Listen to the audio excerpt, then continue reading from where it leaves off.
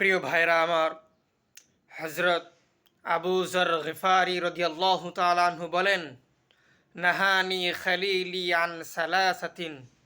নবী করিম সাল্লাল্লাহু আলাইহি ওয়াসাল্লাম আমাকে তিনটি জিনিস থেকে নিষেধ করেছেন। আন আনকুরা নাকরা দিকি, মোরগ যেভাবে খাবার খায় সেভাবে সেজদা দিতে নিষেধ করেছেন। অনেক লোক রয়েছে এভাবে নামাজের মধ্যে সেজদা দেয়, এটা হাদিসের মধ্যে নিষেধ রয়েছে। 2 নাম্বার হলো ওয়ান উকাইয়া ইকা আল কেলবি, কুকুরের মতো পা দুপা দাঁড়িয়ে দুপা দাঁড় করিয়ে বৈঠকের মধ্যে বসতে নিষেধ করেছেন। 3 নাম্বার হলো ওয়ান আফতারিশা ইফতিরশা সালাবি, শিয়ালের মতো হাত বিছিয়ে সেজদা দিতে নিষেধ করেছেন।